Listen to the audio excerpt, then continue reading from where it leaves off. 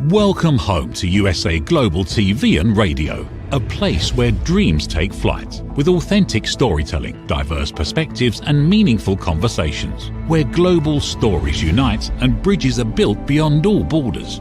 Discover world-class education, entertainment, hope and inspiration. Together, we're building bridges worldwide. Subscribe to our channel, USA Global TV. Download our app, USA Global TV. Be our guest or join our team. Visit usaglobaltv.com. Thanks to our founder and executive producer, Dr. Jacqueline Kerbeck. Music score by Yeffy Tang from Cloud Road Music.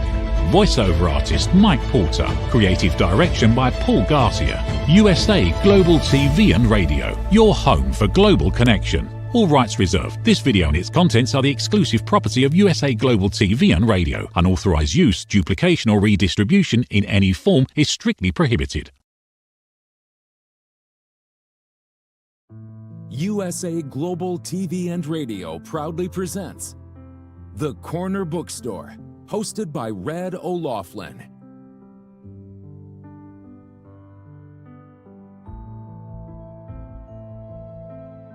Step into a world where every story inspires. These pages come to life through the voices of authors from around the globe.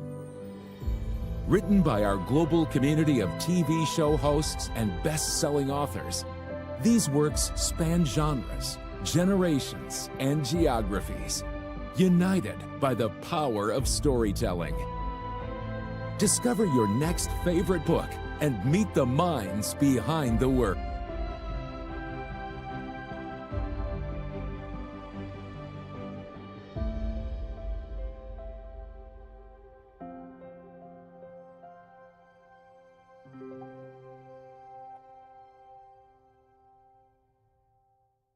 Thursdays, only on USA Global TV and Radio.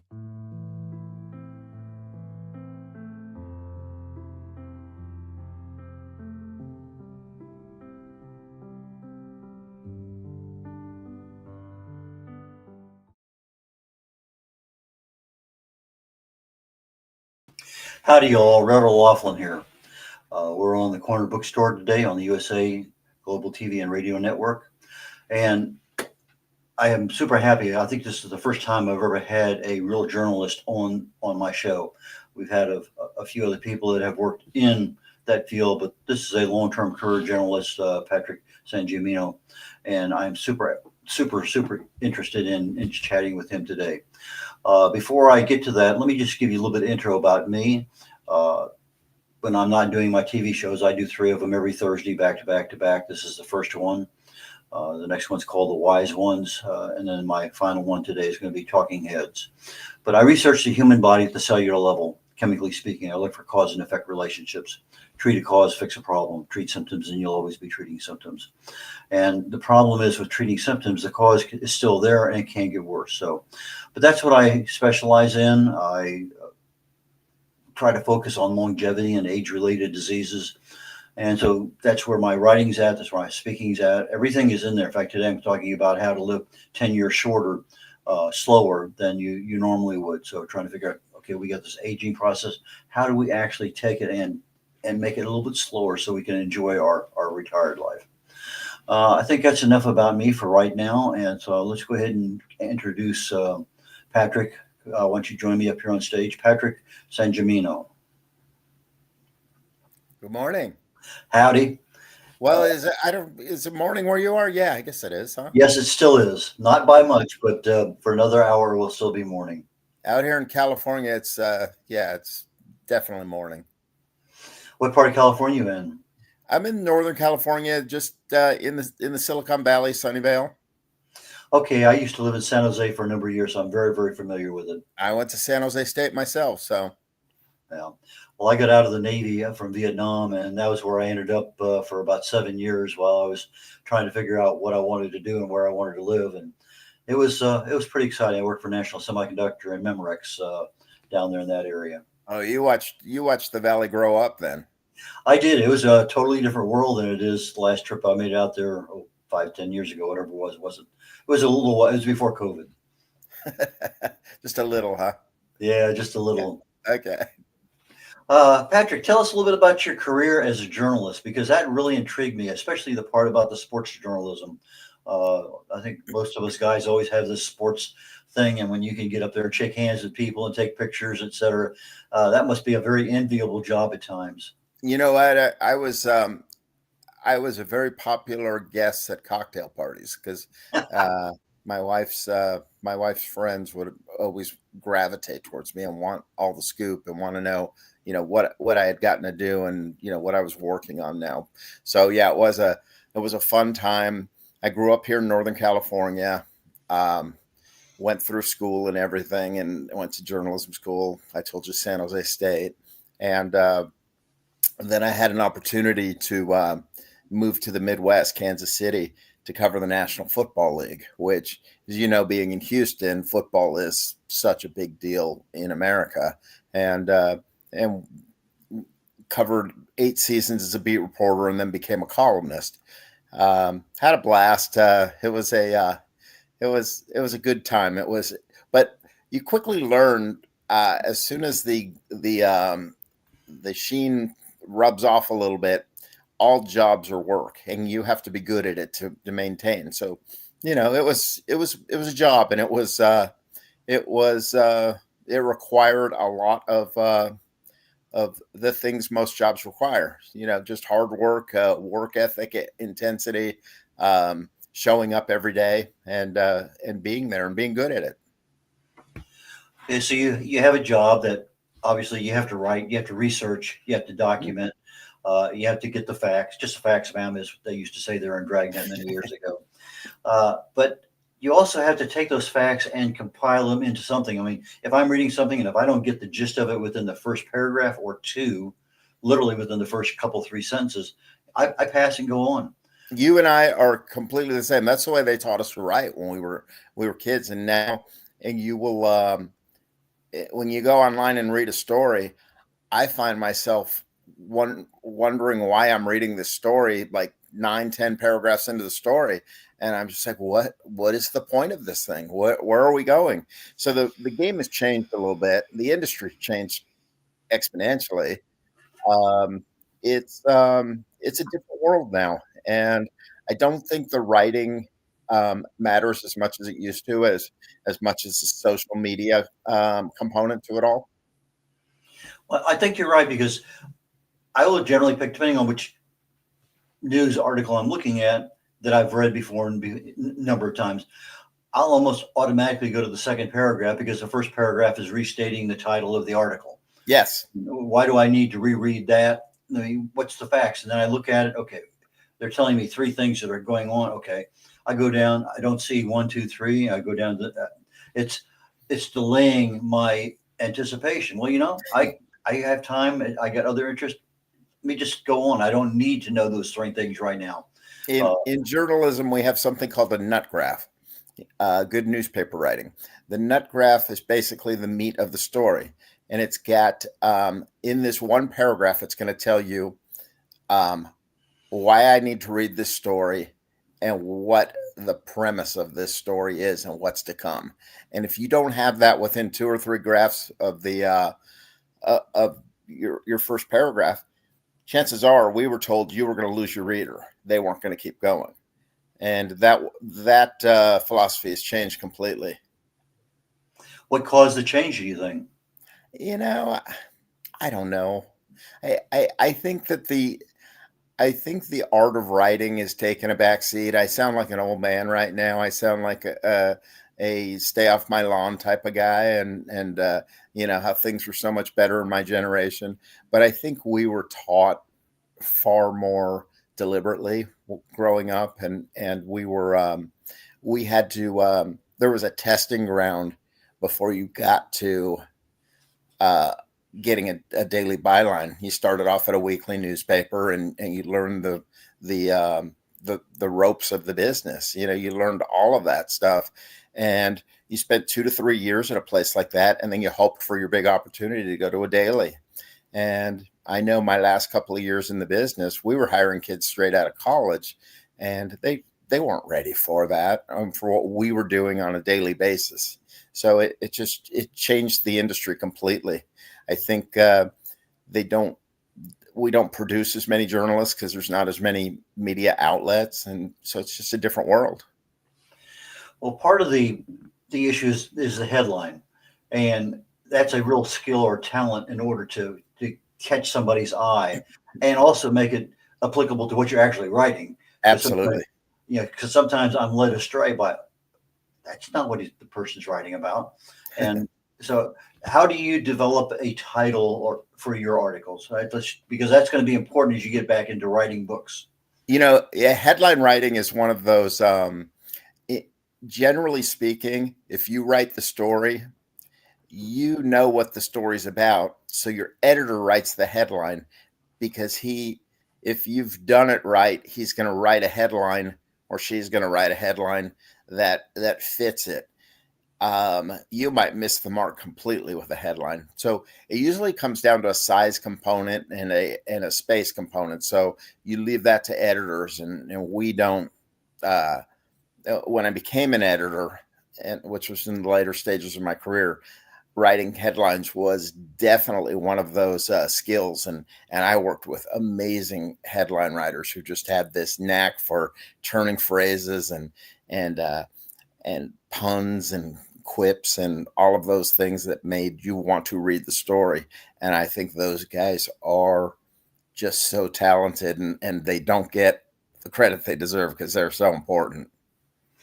Well, I noticed that several years ago, when I was writing a lot of blogs, I would always go to a headline generator, and I'd tell it what it was. Okay, I don't like that one, but I would get 4 or 5, and then maybe combine 2 of them together.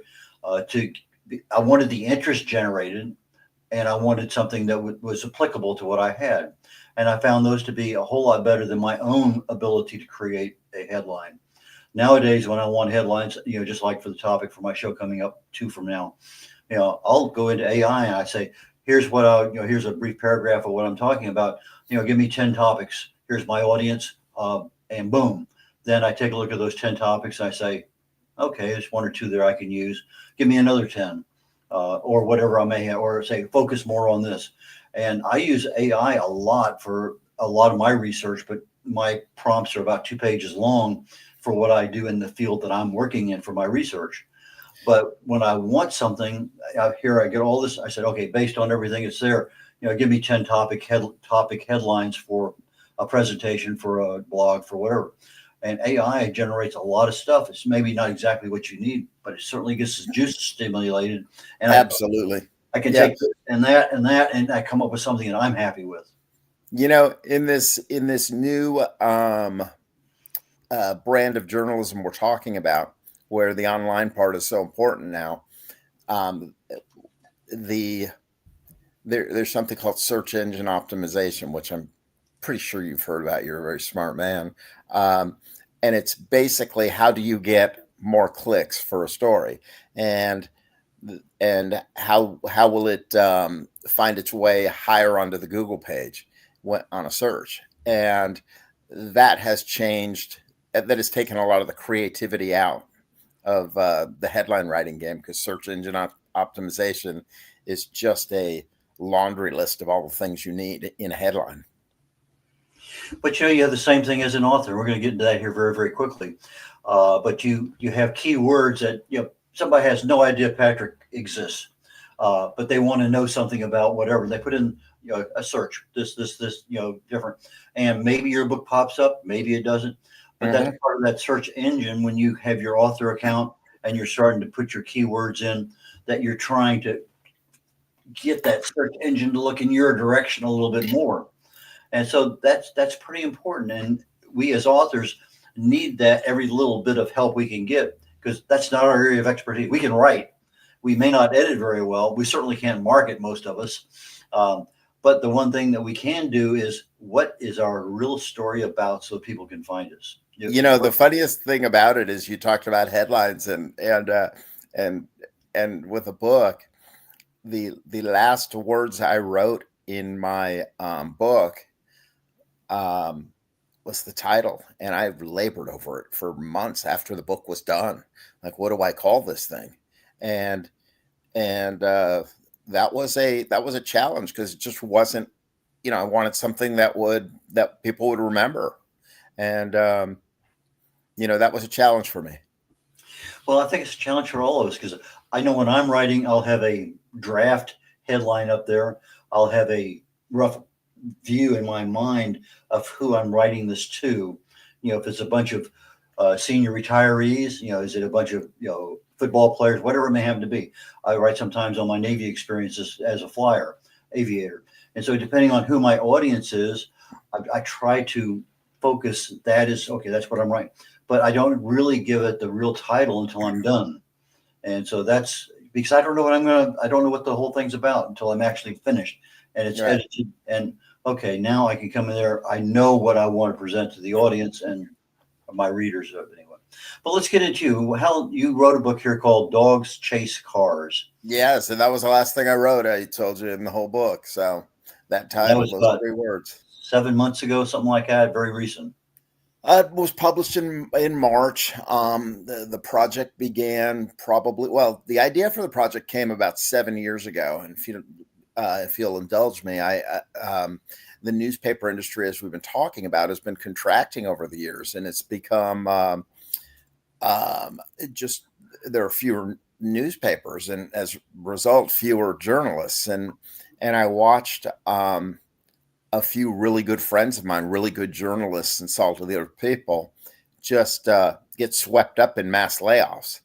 And I was thinking, wow, if this could happen to them, it could happen to me too. And it got me thinking about a book project about that.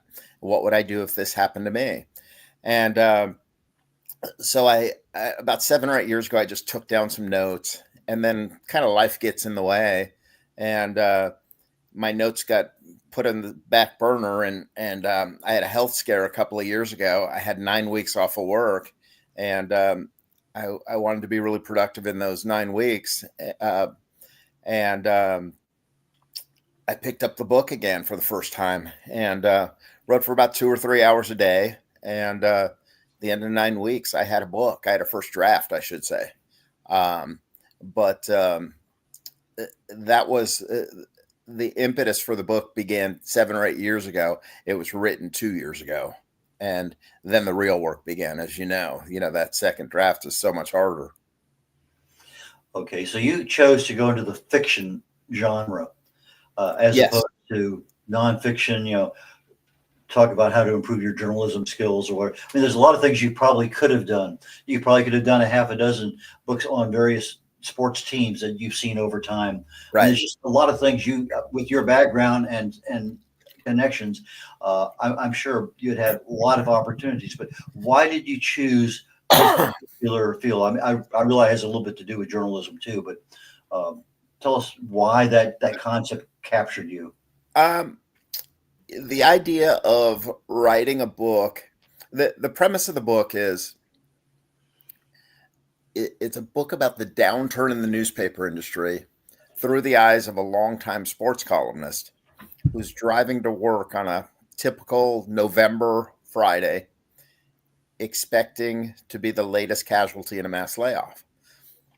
The book takes place over a single day, but it flashes back to the stories he's been afforded to cover, but also the people in his life. It's more of a book about relationships than anything, and the people who helped him to get his career, to launch his career, but also the people that were integral in his life and the relationships that he fostered, but the ones that he allowed to slip away or through natural attrition and death. There's a father-son component where the father dies and he didn't realize how much his father meant to him till he was gone.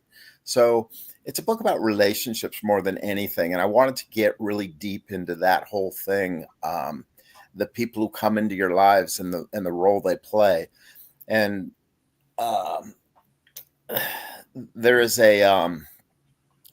kind of a spiritual component to all of this, where those people who come into your lives and walk the path with you, what are they there for? Are they there to deliver a message? Are they there to pass something on to you? Are they there to save your life? Are they there to walk the path forever with you? And that's what you never know. And that's kind of what the book's about. No, you're absolutely right. Many cases we never know, but it is what it is, as they say. Yes.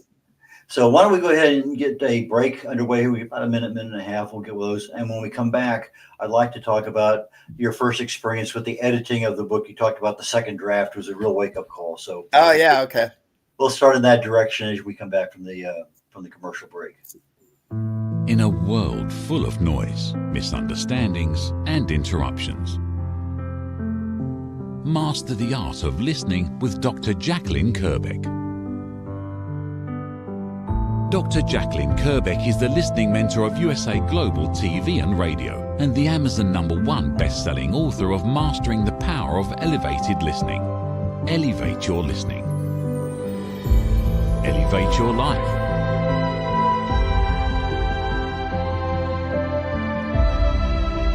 Join a global learning experience in person or via Zoom. Reserve your spot today. usaglobaltv.com/book-your-session or drjacqueline.thinkific.com. Join Dr. Kerbeck's listening courses or hire her to unlock deeper connections and authentic conversations. Howdy, Randall Laughlin here. We're on the Corner Bookstore on the USA Global TV and Radio Network, and I'm truly honored today to have a career journalist, now fiction writer, on my show, and Patrick Sangimino. Please join me back up on stage. Here I am. Here you are. Okay, you got that first thing written, and I'm sure you probably did the spell check and grammar check and all that stuff. It's just probably second nature to you because of all the writing you've done. But when you start getting into a fiction book with a story and a plot and characters and dates and times and locations, that can be an interesting quagmire of things to happen. Tell us what happened with you. It was really interesting because I got the thing done, and I thought journalists are very, we're weirdos in a lot of ways, but I wasn't telling anybody I was writing a book. I thought as a journalist, it would sound very pretentious of me. So I kind of kept it under wraps for a while, and it was just my side project. Like I said, I was off work, and this was my way of, it was such a cathartic experience for me to write this book. And so I get done with the first draft, and I have no idea what to do with it now. It's staring at me. And I was like, okay, I've got to let somebody read this thing. So I've tracked down a couple of close friends, and I said, would you read this? Let me know what you think. And they're like, oh, wow, this is really good. And I have a really good friend who's a New York Times bestseller. And I was like, hey, I don't want to infringe upon your territory here, because I write 500 words at a time. And but I wrote something. I'm reluctant to call it a book. I don't know what to do with it. And she gave me her editor's name, and the editor, she gave his number, and she goes, I'll tell him you're calling. I called him, and he goes, I want to read the first 3 chapters. He reads the first 3 chapters, and he says, oh, you know how to write. And I said, well, doesn't everybody who comes to you? And he goes, no, you'd be surprised. And I started laughing, and he goes, I like the premise. I like the way you write. I want this project. All right. So he reads it over the next 3 months, and he goes, it's a good book, but we got work to do now. And I was thinking, we're done now. It's, I thought he was going to polish it, and we were going to be ready to publish at that point. What I came to find is that it's kind of like a puzzle where that's out of place. Right now, it's looking very much like a Picasso, where the eye might be down here and the mouth might be up here. We've got to revamp some things and write some new transitions, and that took 2 or 3 months to do, and it was a laborious process in so many ways. So it was challenging, it was fun, and it was frustrating all at the same time. Does that make sense?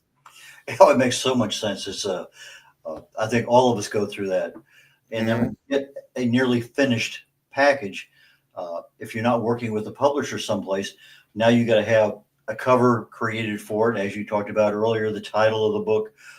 You got to start marketing the book, and that's something again we as authors generally don't have that skill set. Right. So when did you start marketing the book? You know, the book came out, and I was like, I didn't know what to do at that point. I was like, okay, it's going to fly off the shelves now, and here we go. And it's the tree in the woods. It's literally the tree in the woods. It's fallen and nobody heard it. So, um, what do you do? And so once again, I reached out eventually to my friend and I said, hey, because I had written many stories about her while I was a journalist, I um, and I said, how do you market? And she goes, here's my marketer's name. And um, Mickey, I called Mickey, and I'd worked with Mickey from the journalistic side, and he goes, yeah, I'm interested. And we I became a client of Creative Edge about 5-6 months ago, and having fun with it. You know, I'm getting out there and talking. Right now we're going through the audiobook process of the whole thing, where I'm actually editing the verbal the reading of my column. I had to choose, or the book, where I had to choose the voice I wanted, the person I wanted to read it. And now we're going through the all the chapters and making sure the words are pronounced correctly and everything. And that's been fun. And listening to your words in as they come off the page, or if they're being voiced, is a very interesting experience. Have you been through this? I use the audio feedback on Microsoft to read Uh-huh. back stuff that I read something, but I've already written it, so I know what I wrote. But Uh-huh. I think I actually said that, but when I hear it and I'm looking at the yellow brick road that's going across, did I really say that? And That's exactly. I was about to point that out. Have you ever been to a point where you go, I don't remember writing this, but I really like it? And I and think when you're get into that writing mode, you get into that zone, it just there's another part of the brain that just kind of takes over, and it's inspirational. The stuff that came out of my fingertips and my brain, just I'm like, I can't remember writing this, but I love it. So anyway, so you have the audio, you have a hardcover book, you have a paperback and an ebook, and they're all on Amazon. Are they also on your website? yeah, the audiobooks, we're going through the audio part of it right now, and I think it's going to be ready. I think in another month. I have to read through the first 16 chapters today, and I listened to the first 4 last night, and like I said, it was kind of fun to do. The first 2 chapters, I was like, oh, this is going to be hard. This is going to be a hard process, because you you I don't know. There's that whole imposter thing you have to get past. When the book first came out, I was afraid to tell people about it, because I was like, I wrote a book. Uh, how do I how do I explain this to people? Like, am I really that person who's worthy of writing a book? Because it just seemed like such a big undertaking, and I don't know how to explain this. Do you know what I'm talking about? I have tangential experiences like that, yes. Yeah. And sometimes it is very hard to explain. It is what it is. So anyway, when you have the books that are available, your Hmm. audiobook will be available here hopefully early next year at the latest, but Yeah. very, very shortly. But uh, are you looking at putting any of your books into a foreign language? I've never considered it. What language would you recommend? Well, I used to have conversations back and forth with some people on LinkedIn, but the pricing was just so high to have a normal, Spanish, German, French, Japanese, Chinese version, whatever I wanted. I can't afford that. And then I noticed lately here within the last year or so that Fiverr does it, but they do it by the number of words. In other words, you can find somebody who, let's say you want it in Italian, and you find somebody who fluent English, fluent Italian. They know the idioms, they know everything that's there, and based on the number of words, they're going to give you a price. $450, whatever it may happen to be. And so I find that to be a reasonably economic option if I'm expecting some kind of return on my investment. Obviously, I now have to market to a totally new world, but it adds a little bit more credibility. Oh, now my book is available, here, there, and yonder. But of the places that we have here in the United States, probably Spanish is going to be I think the most ideal second language to have your book in. That makes the most sense. Yeah, we wouldn't do Irish, would we now? Well, there's nothing wrong with the Gaelic and although I think the Irish accent would be kind of fun to listen to for a while. I would definitely recommend against Klingon, though. Yeah, that makes sense. I have a client I'm working with right now. He was an opera singer for over almost 45 years. And I asked him about singing in foreign languages. And he says, yeah, you have to be absolutely fluent in those languages in order to sing in those languages. And so we kind of had a little banter going back and forth. I says, have you ever heard of Klingon opera? And he just burst out laughing because we were talking about how sounds work. And there's a IPA database, every sound in there. And I said, well, is Klingon in there too? And anyway, not meaning to get too far aside on this one. By the way, there was a question here. I am a big sports fan. I grew up in a baseball crazy household.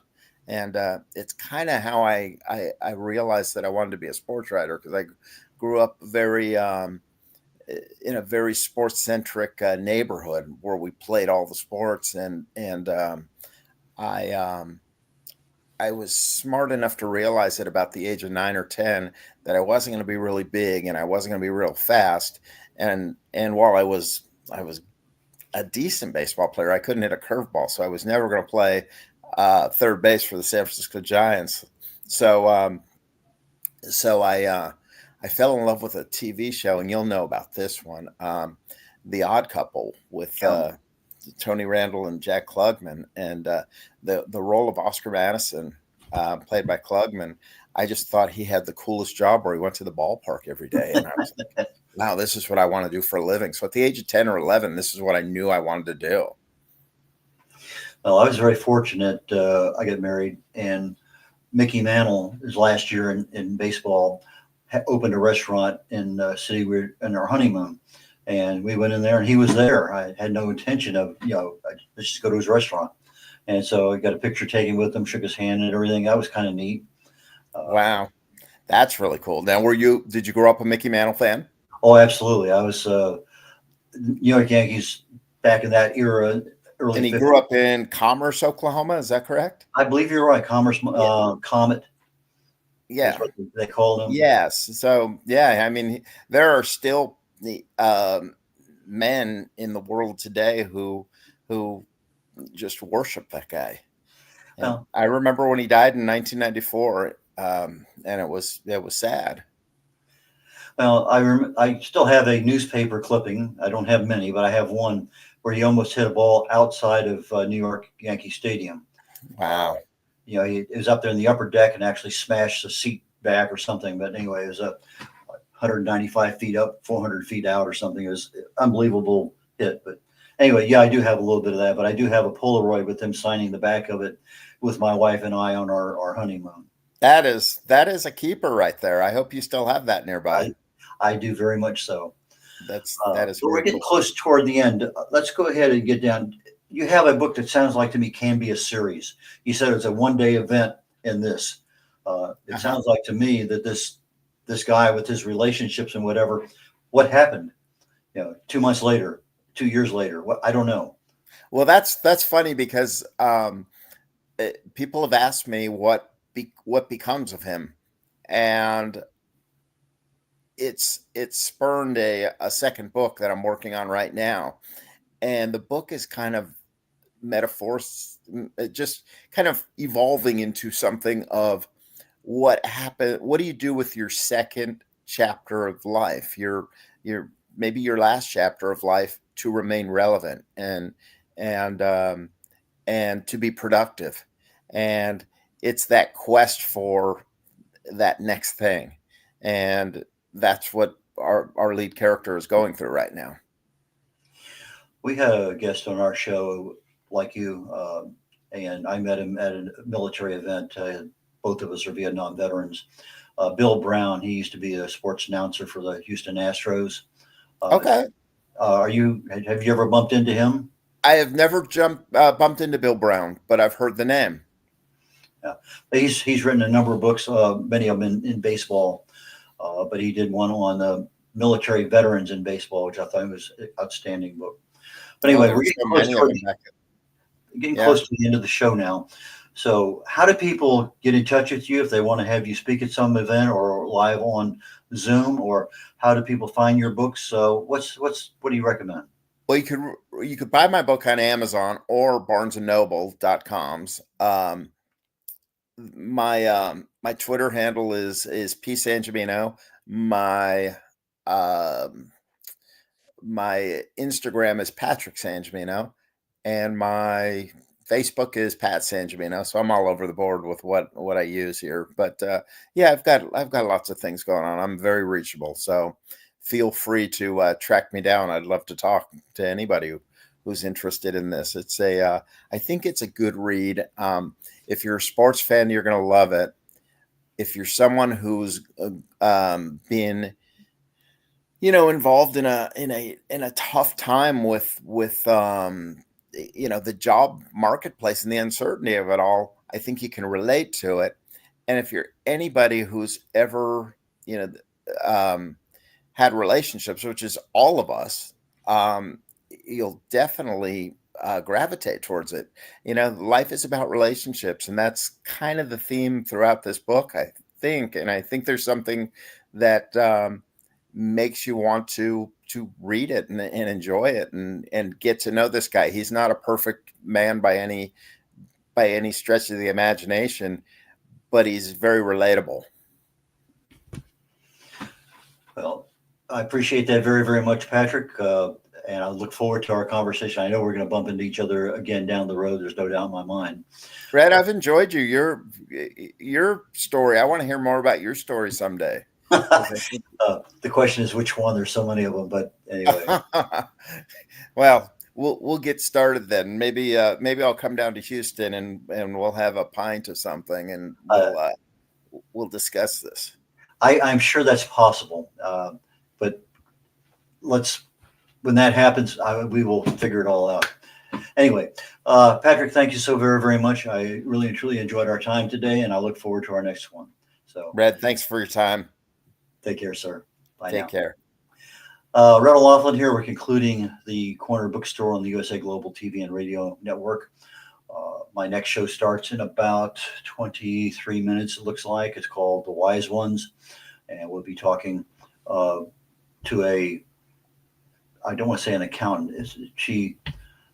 Jocelyn Martinez is an accountant, yes, but she is an entrepreneur. She formed her own company. She has a master in accounting, a very dynamic person. So I'm looking forward to that conversation. For myself, my topic on Talking Heads today is about how do you slow the next 10 years of your life? Slow it down where you're healthier, you're more vibrant, you can do more things. So that's the focus that I have. And it's a show about 40 minutes, rough order magnitude. And what else do I have? I think I am running out of thoughts for the moment. So Red O'Loughlin signing off here on the Corner Bookstore today. And I look forward to seeing you all next week. Bye now. Ever dreamed of hosting your own TV show, sharing your story with a global audience? Now's your chance to shine. At USA Global TV and Radio, we make it easy for you to create, host, and broadcast your very own TV show. Whether you're a storyteller, entrepreneur, or industry expert, we help you bring your vision to life. With our exclusive interview, live streaming, and podcasting training, you'll gain the skills and confidence to captivate your audience. Our global platform ensures your voice is heard worldwide. Join our community of creators who are already making an impact, one show at a time. Step into the spotlight. Host your own TV show on USA Global TV and Radio. Book your discovery call today at usaglobaltv.com. Copyright 2025 USA Global TV and Radio. All rights reserved. Terms and conditions apply. To learn more, visit usaglobaltv.com. Nestled in the heart of the Blue Ridge Mountains, the Horseshoe Farm has always been more than a destination. It's a living, breathing reflection of community, connection, and transformation. Once a humble family farmstead, it has evolved over the years to become a sanctuary for travelers, seekers, families, and friends alike. Originally reimagined by the Turchin family as an Airbnb property, the farm began its journey into hospitality with simple roots, welcoming guests to experience the beauty and peace of the sacred land. As word spread and the vision deepened, the property organically blossomed into a boutique resort, rooted in the values of slow living, intentional experiences, and the magic of gathering. Today, the Horseshoe Farm is a 90-acre experiential retreat that merges hospitality, wellness, and culinary excellence. It is home to the Stable Spa, the Silo Cookhouse, distinctive lodging options, and a curated calendar of events that nourish mind, body, and spirit. Our guest experience is designed to be both grounding and expansive, where the comforts of luxury meet with the simplicity of nature. At its core, the Horseshoe Farm is about transformation of land, of self, and of community.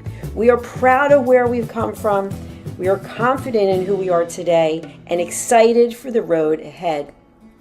Hello, I'm Dr. Jacqueline Kerbeck, also known as the Listening Mentor and President and Founder of USA Global TV and Radio. I had the opportunity, the pleasure of attending a retreat at the Horseshoe Farm just recently.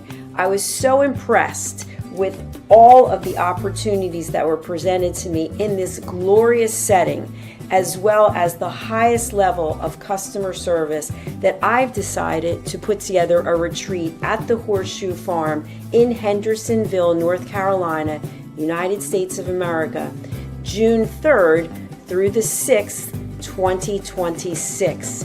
You can expect to have a beautiful time of relaxation combined with learning, community, collaboration.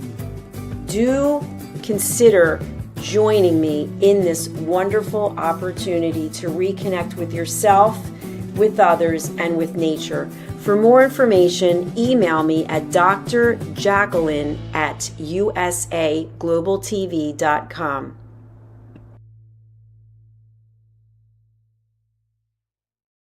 Is it true? Is it kind? Is it necessary?